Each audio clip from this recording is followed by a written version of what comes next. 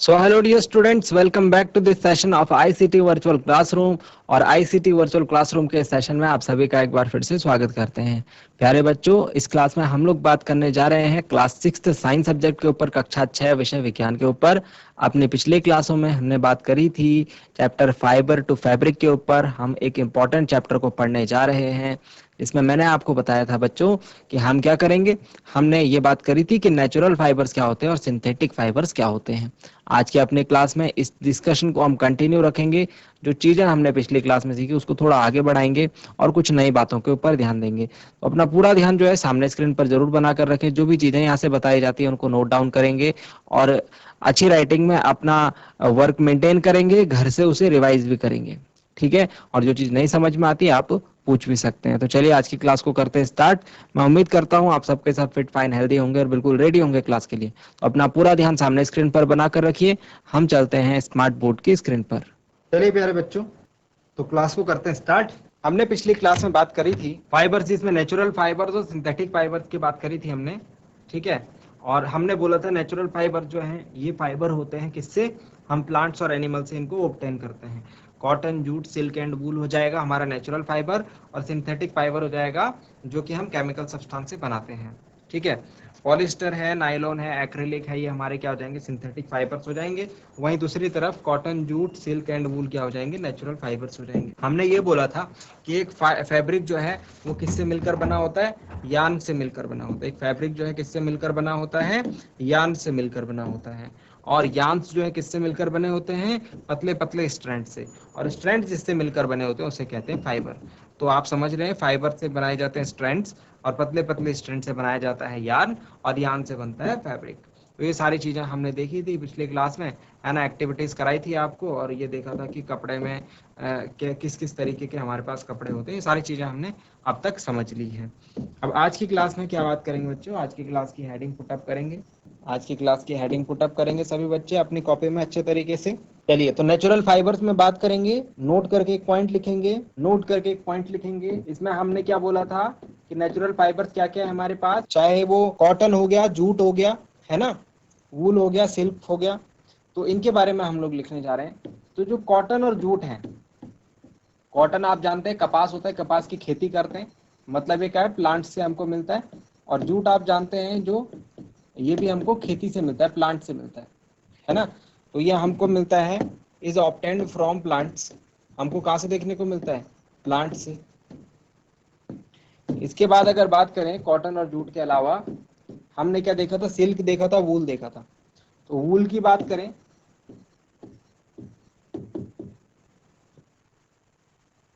वूल की बात करें तो हमको हमने देखा था कि जो शिप है, भेड़ है ना, या फिर कैमल है ना, या फिर गोट है, ऐसे एनिमल से हमको क्या देखने को मिलती थी, वूल। उनके जो फर होते हैं उनको हम निकाल लेते हैं और उससे हम क्या बनाते हैं, वूल बनाते हैं।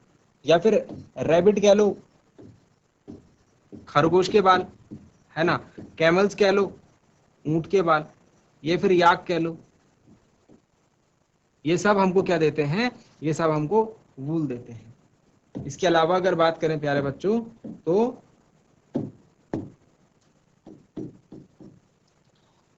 सिल्क की अगर बात करें, सिल्क की अगर बात करें तो सिल्क हमको कहां से देखने को मिलता है, सिल्क हमको, सिल्क वॉर्म जो सिल्क का कीड़ा होता है उसके कुकून से देखने को मिलता है, cocoon of silk worm.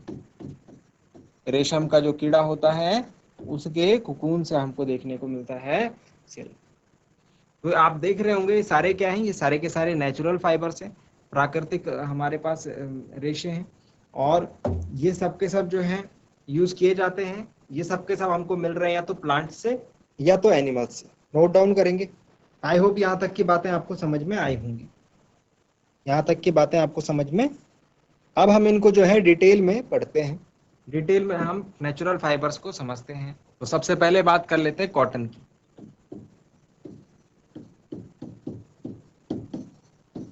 Plant fibres में हम लोग बात कर रहे हैं कॉटन की।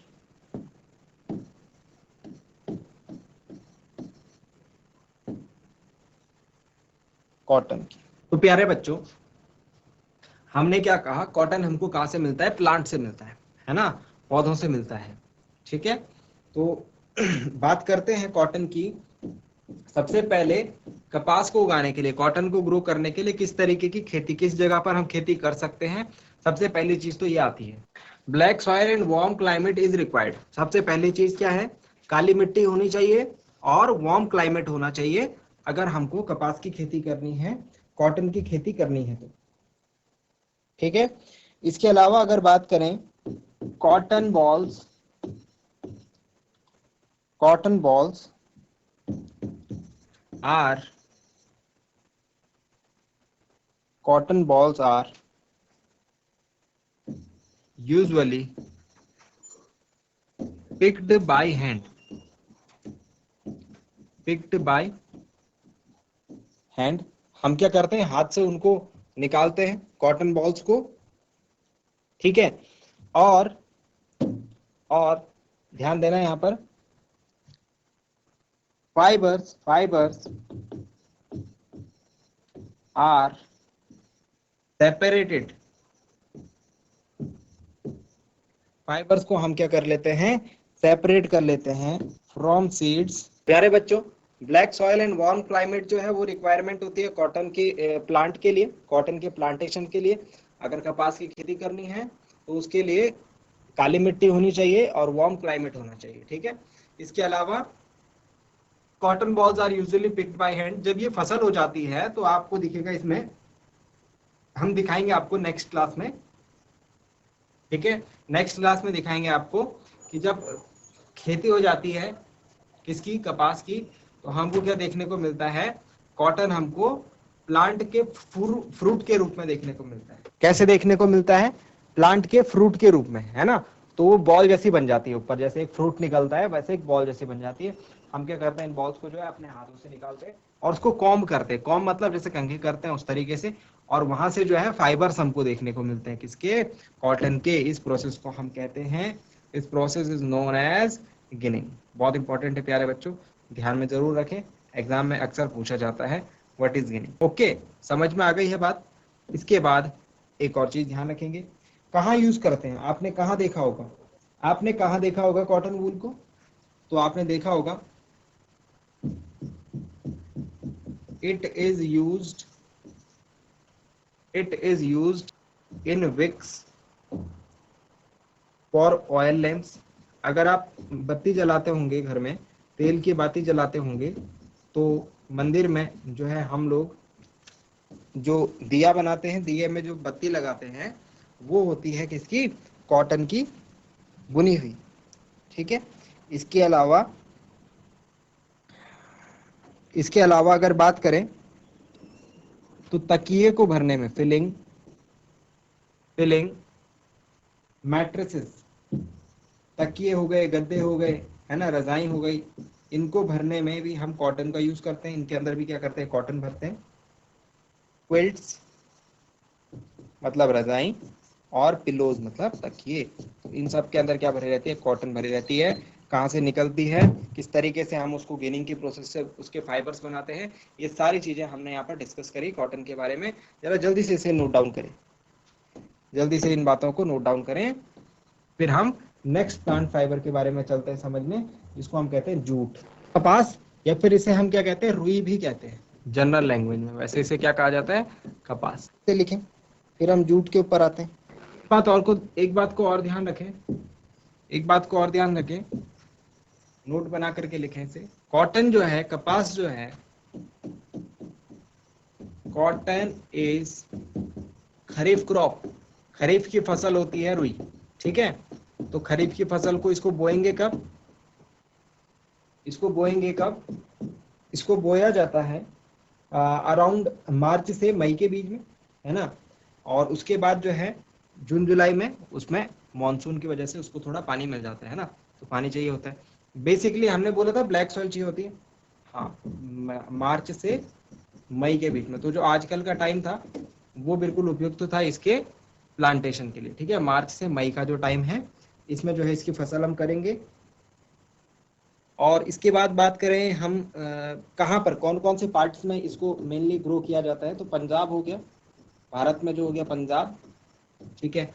और पंजाब के अलावा बात करें तो हरियाणा उससे लगता हुआ, राजस्थान हो गया, यूपी हो गया, उत्तर प्रदेश हो गया, ठीक है। ये कुछ एरियाज ऐसे हैं। इसके अलावा आंध्र प्रदेश में भी जो है इसकी खेती की जाती है, ठीक है। तो ये कुछ एरियाज ऐसे हो गए जहाँ पर कॉपस जो कॉटन है, कॉटन की खेती हम करते हैं, जहाँ पर हम कपास को उगाते हैं। कौन कौन सी जगह हो गई प्यारे बच्चों, बोलेंगे कहाँ कहाँ होता है? पंजाब में, हरियाणा में, राजस्थान में, उत्तर प्रदेश में हम कॉटन को उगाते हैं। नोट डाउन करेंगे, इसे लिखें, जल्दी से लिखें इसे।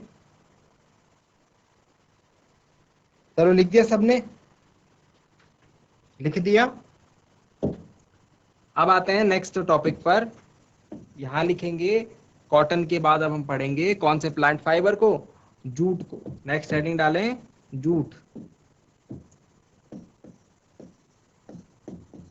इसे हिंदी में हम कहते हैं पटसन। यहाँ पर दो तीन बातें लिखेंगे जरा जल्दी से, यहाँ पर दो तीन पॉइंट्स को मेंशन करेंगे प्यारे बच्चों। सबसे पहली बात, जूट जो है, पटसन की जो फसल है, वो हम कहाँ से इसको ऑब्टेन करते हैं? अच्छा, कॉटन में एक बात और लिख लेना, कॉटन में एक बार और लिख लेना, it is obtained from the, पौधे के कौन से भाग से इसको हम निकालते हैं, तो ये बात ध्यान रखना, it is obtained from the flower part, है ना, या फिर fruit part of the plant. पौधे के कौन से भाग से इसको निकालते हैं? फ्रूट पार्ट, जहां पर फल लगे होते हैं, वो वाला पार्ट जो है किसका होता है? Cotton balls. कल आपको इसमें कॉटन के फील्ड दिखाएंगे, कॉटन की फसल दिखाएंगे, ठीक है, गिनिंग दिखाएंगे, गिनिंग कैसे होती है, जूट दिखाएंगे, ये सारी चीजें कल दिखाएंगे। आज इसको समझ लो, लिख लो। चलिए, आई होप यहां तक आपने लिख दिया होगा, लिख दिया सारे बच्चों ने। अब आ जाते हैं हम जूट पर। सबसे पहले जूट की जो बात है, जैसे कॉटन हमको कहां से मिला था? फ्रूट पार्ट से मिला था ना, तो इट इज ऑब्टेन्ड फ्रॉम, ये हमको स्टेम यानी तने वाले भाग से मिलता है। It is obtained from stem part, stem मतलब तना, पार्ट ऑफ द प्लांट।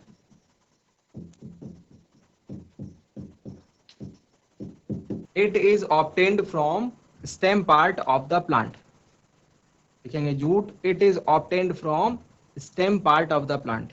तने वाले भाग से हमको जूट देखने को मिलता है, पटसन देखने को मिलता है। रेनी सीजन, बरसात वाले मौसम में इसको उगाएंगे, ठीक है। और बात करें, रेनी सीजन में इसको उगाते हैं, और मेनली बात करें कहाँ कहाँ पर उगाया जाता है इसको, तो वेस्ट बंगाल हो गया, पश्चिम बंगाल हो गया, है ना, पश्चिम बंगाल में इसकी खेती की जाती है। इसके अलावा बिहार हो गया उससे लगता हुआ, और आसाम हो गया, ठीक है। यहाँ पर मेनली जो है जूट को मेनली उगाया जाता है, जूट की खेती की जाती है। चलिए यहाँ पर लिखेंगे, ये 3 पॉइंट्स लिखे जूट के बारे में जल्दी से। चलिए लिख दिया सभी बच्चों ने, लिख दिया। तो आज के लिए इतना ही। आज हमने जब क्या क्या चीजें पढ़ी, एक बार जल्दी से रिवाइज करेंगे। हमने ये चीजें पढ़ी कि कॉटन, जूट, वूल और सिल्क सारे के सारे क्या हैं? प्लांट फाइबर्स हैं। सारे के सारे क्या हैं? प्लांट फाइबर्स हैं। जो कॉटन और जूट है, इनको हम प्लांट से निकालते हैं, ठीक है। किससे निकालते हैं? प्लांट से निकालते हैं। वूल को हम शीप, गॉट, रेबिट्स, कैमल, याक, इन सब से लेते हैं। इसको आप अपनी अगली कक्षा में पढ़ोगे, क्लास 7th में जब जाओगे, तो क्लास 7th में भी आपको ये पढ़ना है सेम टाइप। तो ये कैसे निकालते हैं, ये आप क्लास 7th में पढ़ोगे, ठीक है। इसके बाद सिल्क जो है वो मिलता है कुकून ऑफ सिल्क वॉर्म, रेशम के कीड़े के कुकून से। फिर हमने क्या पढ़ा? हमने ये पढ़ा कि जो कॉटन है, जो रुई है, या फिर जिसे हम कपास कहते हैं, इसको हम अगर उगाएं तो हमको क्या चाहिए? हमको चाहिए काली मिट्टी और वार्म क्लाइमेट, ठीक है। खरीफ की फसल होती है, हम इसको हाथ से तोड़ते हैं, ठीक है। उसके बाद इसके कॉम्बिंग करते हैं, कॉम्बिंग करके फाइबर्स को निकालते हैं, और इस प्रोसेस को हम क्या कहते हैं? गिनिंग कहते हैं, ठीक हो गया। कहाँ यूज करते हैं इसका? हमने देखा है हम अपने जो तकिए हो गए, गद्दे हो गए, रजाई हो गई, उनके अंदर इसको भर के लगते हैं, या फिर जब पूजा करते वक्त बाती बनानी होती है तो वहां पर हम कपास की यानी रुई की बाती बनाते हैं। ठीक है प्यारे बच्चों, इसके बाद अगर बात करें तो हमने ये देखा खरीफ की फसल है, मार्च से मई के महीने के बीच में हम इसको बो देते हैं। पंजाब, हरियाणा, राजस्थान, उत्तर प्रदेश, इसके अलावा जो आपका गुजरात हो गया, एमपी हो गया, आंध्र प्रदेश हो गया, इन सारे इलाकों में इसकी फसल मेनली की जाती है। और बात करेंगे तो कहाँ से हमको मिलता है, fruit part of the plant, कौन से भाग से, पौधे के फल वाले भाग से हमको देखने को मिलता है। फिर हमने देखा जूट के बारे में, पटसन के बारे में। जूट हमने ये बोला कि ये पौधे के स्टेम वाले पार्ट से यानी तने वाले भाग से हमको देखने को मिलता है। वर्षा ऋतु, रेनी सीजन में इसको बोया जाता है बेसिकली। और वेस्ट बंगाल, बिहार हो गया, आसाम हो गया, इन जगह जो है मेनली जो है इसकी खेती की जाती है। समझ में आया प्यारे बच्चों? इसे जल्दी से नोट डाउन करें। तो प्यारे बच्चों, मुझे लगता है आज की क्लास में आपको जो जो बातें बताई गई वो सब आपने नोट डाउन करी होगी, और एक बार उसे घर में जाकर के जरूर पढ़ेंगे, जरूर याद करेंगे। अगली क्लास में हम कुछ और इंटरेस्टिंग और कुछ और इम्पोर्टेंट बातें करेंगे। उम्मीद करता हूं कि आज की क्लास आपको पसंद आई होगी, आपको कुछ नया सीखने को जरूर मिला होगा। अगली क्लास में मिलते हैं ऐसे ही किसी इंपॉर्टेंट और इंटरेस्टिंग टॉपिक के साथ। क्लास से जुड़ने के लिए आप सभी का बहुत बहुत धन्यवाद। Thank you very much and have a nice day.